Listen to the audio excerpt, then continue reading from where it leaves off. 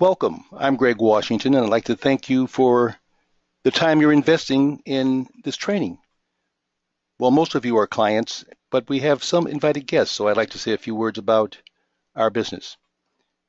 We are a one-stop consulting team with more than 21 years of experience in the internet business, and we pride ourselves as being a one-stop team with a one roadmap solution for our clients. We provide organic search results, social media services, AdWords, AdWords or PPC, pay-per-click services, advertising copywriting, website copywriting, web design, reputation management. We make it all happen under one roof with one team. The question that we are dealing with right now today is, why is this important?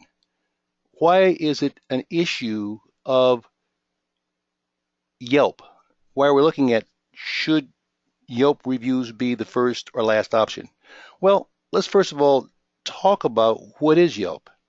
Yelp's a legitimate organization. They are a general consumer online review service that has been structured to make you an advertiser. That's what they do. And it's structured to also replace the general search results of the people that are using it as an option to post reviews, pictures, and videos. Now, review services like Yelp, and there are others that make up the constellation of options that I'll talk about in a few moments, should be used as your last option for a variety of reasons that I think are logical. But I first want to kind of remind you that what's happening in the background that's caused this to be important is searching for your services has moved from a desktop process of using a desktop computer to a mobile device. Now, obviously, a mobile device has considerably less space to display all of the things that used to be displayed on a desktop. I'm talking about 65 to 75% of all searches are now done on mobile devices. Now, true, there's tablets, but tablets are a very small portion of the mobile device market. Google has, over the decades, has learned what people search for, and they've distilled it down to terms and phrases that are now locked into their advertising mechanism, AdWords. There are other variations of AdWords for Yahoo and for Microsoft, which they call Bing. But essentially what's happening is their results that they display are principally AdWord results. And if you probably noticed, you'll see that on the left-hand side, it says AdWords. Now, people really don't care about that. As long as the right words are there, they're going to click on what appeals to their search. Now, remaining space on a mobile phone, which we're talking principally mobile phone, smartphones, is maybe 2 or 3 lines. And those 2 or 3 lines that are left go to the bigger hitters that have the most traffic and the most content. So wouldn't you suspect that organizations like Yelp are using your content, your real estate, to basically replace you in a search that's being done? Now, I grant you that there are some times of the day and some times of the week when you may get more than 2 or 3 lines of organic search. But again, being on the first page and everybody wants to be in the first or second position, premium positions, is not what it used to be. Now, when you put all of these options together, the realities are you're looking at what I call a time sponge. And why do I call it a time sponge? I don't say that to be funny, but what really happens is there's so many options, and we're going to cover some of them, that are legitimate, by the way. But once you've mastered how to use them, you've wasted a lot of time that could be allocated to working on your primary job, and that is to get the best possible space, the best possible location. We're looking at a variety of different other organizations that are vying for your time and vying for your attention. And as they're doing this, you are really in a dilemma of what needs to be shown and seen by your practice as the highest priority. Okay? Oops. I'm having a little technical difficulties here, excuse me. As the highest priority. why do we say Yelp is your last option? Well, for one, review services have a priority to first promote their services. Yelp has a particularly unique angle, though. Yelp's angle is that it's designed for active users of Yelp. So the reviews that you send to Yelp will be seen by the people shopping for services if the person submitting the reviews are active users of Yelp. And that's the reason that the reviews that you may have put in the past are pushed down. The second reason is the reviews that are left on Yelp aren't easily transportable. That is to say that other reviews can be used on other review sites and can also be aggregated on special sites that aggregate reviews. This is not true with Yelp. Third, Yelp is not a leading review site when health-related, cosmetic-related spa services are searched. It shows up, yes, but it's not one of the leading sites that will give you the names of that you know about in a few moments. Yelp is not a leading health-related review site.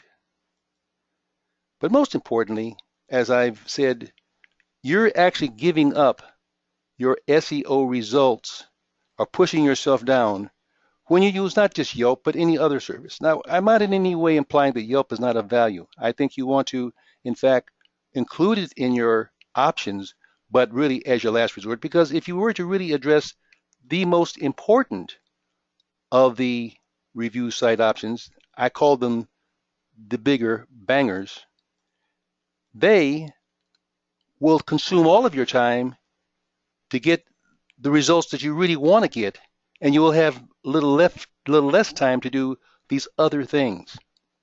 I think it would be logical to say that if this is Google's world, Google would obviously be the most important review site. And it has a very special feature to it, and I'll talk about that in a little more detail in a moment. Facebook, we know what that is. It's kind of taken over the world. But the reviews are transportable. The reviews do show up even in the group of health-related review sites. And of course, YouTube, which is Google again. Now, we've got the also-rans, the maybe bangers. I call them the maybe bangers, not like baby bangers, but they're maybe. We aren't really sure that we'll get what we want to get. I'm talking about those that you see on the screen: Instagram, Yelp, Twitter, Yelp videos, Printus, Snapchat, and a host of others. But the realities are you have a requirement to at least claim your name and your description of your practice on these sites, because if you don't do that, that vacant spot that you leave will have your picture and have your references and are used to actually find people for your competitors. I think you've seen that happen. Okay, let's progress to the point that I think is really the crux of what's important here. What was word of mouth being transferred over to review sites, we see changing taking place that we have to pay attention to. And by the way, if you see that 436 reviews with an average of 4.9, that's a real site. And that's the case study we'll be talking about in just a few moments. According to Software Advice, which is a legitimate and formidable organization, they're telling us these things, that the majority of people are now using online reviews to evaluate you and your practice. 84%. Now, I don't know if it's 84 or 87 or 80, but that's the majority. And then that second point, again, the majority of people are considering online reviews as their first choice for finding a doctor. 77%. I mean, these are things that even if you've done all of your promotion and your advertising correctly, you've got this third party in the mix that's actually influencing who comes to your site, who decides to use your services. And then 60% of the respondents feel that it's very important that a doctor respond to online reviews. And we understand the technical issues that go along there, but there's no penalty for saying thank you for a positive review. And if you have a system that can do that, you're going to be ahead. And there's no penalty by saying to someone that has left you a negative review, we're concerned about that and we'll be in contact with you, or please contact us so we can resolve a problem.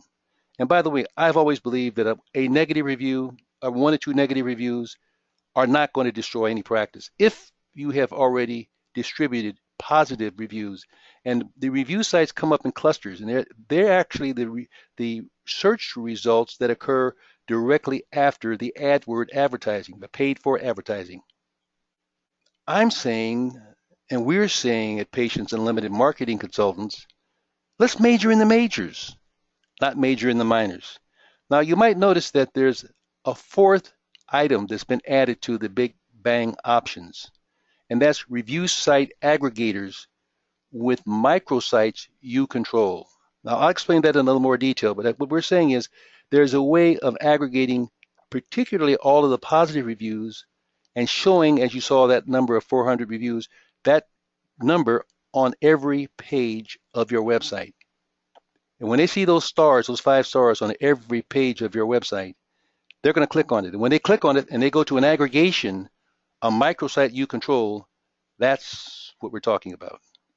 So we're saying that this business of internet marketing has become a lot more sophisticated and it's not going to go backwards to where it used to be. So the old days are over, and the new days basically are requiring that we have something that is a little more sophisticated than what we've had in the past. Now, with 21 years of experience in internet marketing, we're beginning to see that this is more than kind of hunting and pecking around and bringing in a consultant or bringing in someone that says they're a specialist in social media. This has come down to how do we create an ideal review management system, and what is an ideal review management system? What does it contain? What are its features? Well, the first thing that it contains, and it's very important, it really should be all about your website. In other words, your website should be home base for everyone that has a positive thing to say about you. And your website should be your home base for finding out instantaneously if someone has made a negative review and you aren't waiting for the sky to fall and then you find out that you've got somebody's put something negative about you. All right? So the second issue of an ideal review management system is that you're using what I've talked about for a few moments, power aggregation. That is, you're taking the substance of reviews, particularly those that you want to display, and you're bringing them into your website, and you're also distributing those reviews to other websites. But let's go back over to your website. It makes a difference when someone sees 100 reviews, or 50 reviews, or 400 reviews with an average of 9.2, 9.9, 5.0. That makes a huge difference. Don't you fail to understand that's very important. So not only does it have sales impact, but it actually has impact in terms of SEO results, because if those sites that have review information on you are also linked to your website, you've all heard of backlinks. Well, this is what we call a backlink. So this is a very important issue. Now, also, when your reviews appear on your website, there's no other advertisements or promotions that go along. You land on Yelp, you land on Health Grades, they're promoting usually someone else on a map that a person can get to. So your site is an exclusive location for information about you. So repurposing information from your site to other sites, or from other sites to other sites, is a very important feature. Being able to generate reviews in an honest, legitimate, easy way is another feature of an ideal review management system. Now, some of you, as clients, some of you have already installed this in your practice and you understand how this works. But to make it really brief, there's a very clever system that we use that's very unique and proprietary to us that allows a person to be surveyed on satisfaction before you ask for a review. And that can be done either during the visit, after the visit, or several months after the visit, and it can be text or emailed, and they're asked a legitimate question about the satisfaction with services, and only after they have answered a positive way, they have the option then of distributing that at their selection to a review site of their choice or of your choice. So all of these things make for a program that we call an ideal review management system. Now, here's the case study we referred to in our promotion of this particular training. Here's a client that in 6 months generated 31% of all those 400 and something reviews. That is a part of a cluster of reviews. It took them 10 years because our system actually goes back and finds all past reviews. So in less than 6 months, they moved the number of reviews that they received up the scale of 31%.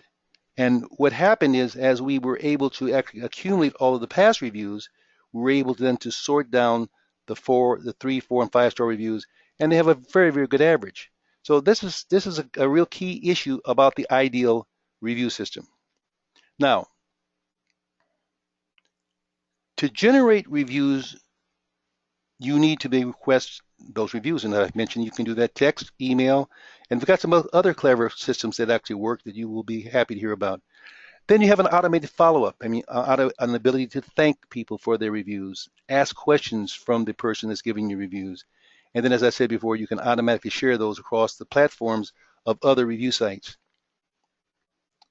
Here's that site again. Now, remember, I said everything that you see here in this particular zone is on every page of this website. This is a dermatology practice and a quite successful one, but we are pleased that the client has said to us that they don't know why it happens, but people are asking fewer questions. They're coming in more than they were coming in, and they're finding a microsite that is being found independently of their site that allows them to get business that they weren't going to get. Here's another client, been on for less than 4 months, on our service for less than 4 months. And again, this particular icon appears on every page of the website. Okay, let's get back to what should you do regardless of which system you're using. What are the first places to place your attention? Well, I must tell you, I hope you get this. This is Google's world. It really, really, really is. If you've got a smartphone, you've noticed that they know what time you're waking up now. They have a mechanism for doing that, a time that you go to bed, what time you turn the thing back on. And if you think your advertisements and things that you're looking at are not all geared to that, including the advertisements that you have to look at before you turn your mobile device back on, you are kidding yourself. So we say, let's make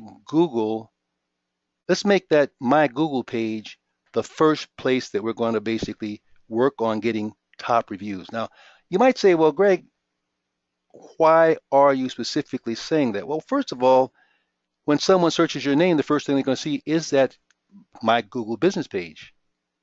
Second thing is that Google reviews will actually have the pictures and names of the person giving you the reviews. The third factor is Google's carousel of other reviews appear in that same My Business page. Now think about that.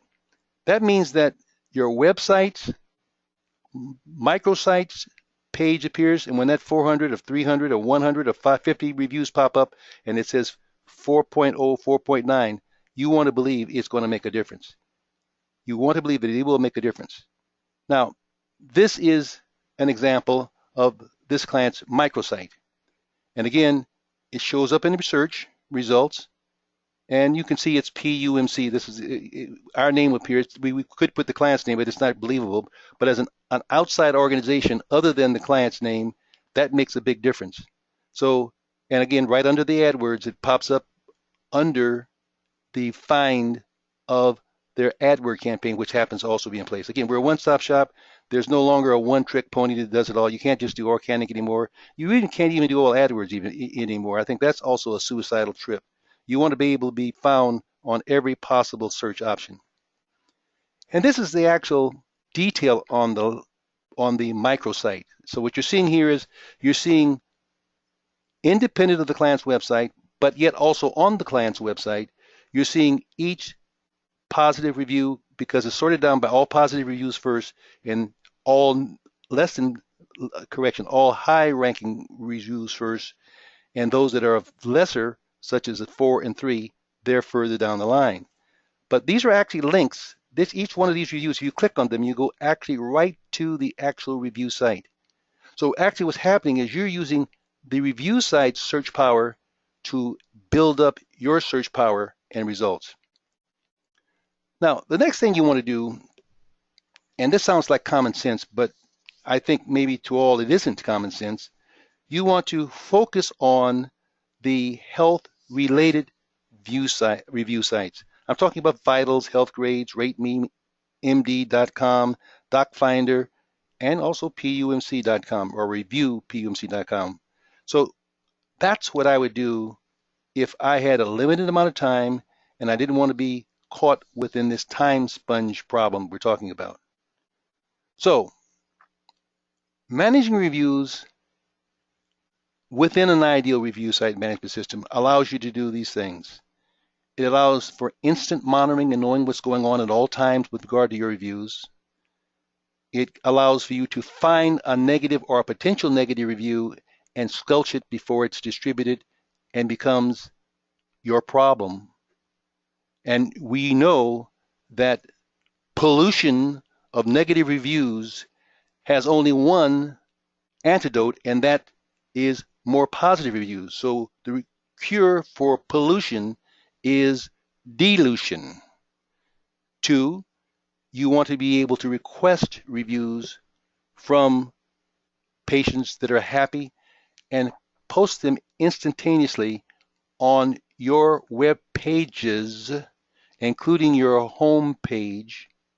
You want to be able to respond not just to negative reviews, but most importantly to positive reviews, because responses to positive reviews generates a buzz that allows you to get more mileage out of a person that is already happy.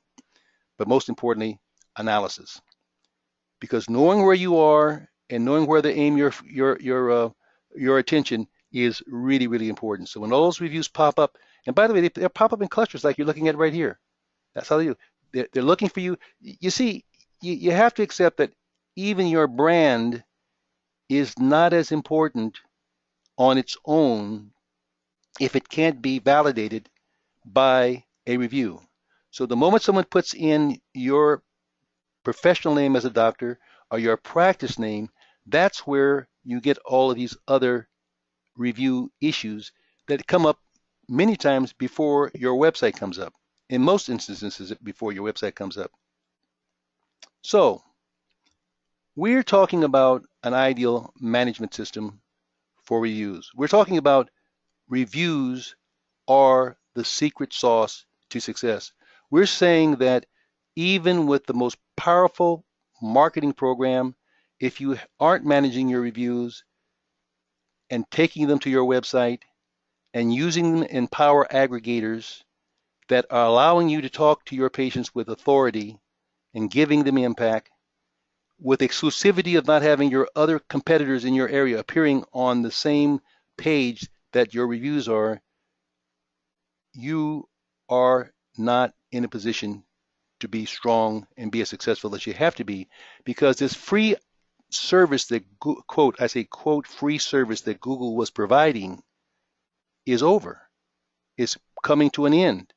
And if your plan B hasn't figured out what you're going to do other than just use AdWords, because that's what you may be required to do, but being able to use the review platforms as your ticket to the future, you're going to have a harder time doing what needs to happen. So we're saying that you want to engage a review aggregation service. There's several of them out there already, by the way, and you'll probably be contacted. Yelp is not the only one that does aggregations. And in fact, they really don't aggregate. What they do is they put all of your reviews that you submit to them on their site. But you'll find very few of those reviews that actually get moved to other sites. So indeed, they aren't really a true aggregator. The question was, should Yelp reviews be used as your first or last choice? We say it's a little bigger than that. Should all of the review platforms be used independently as your first choice? The answer is no.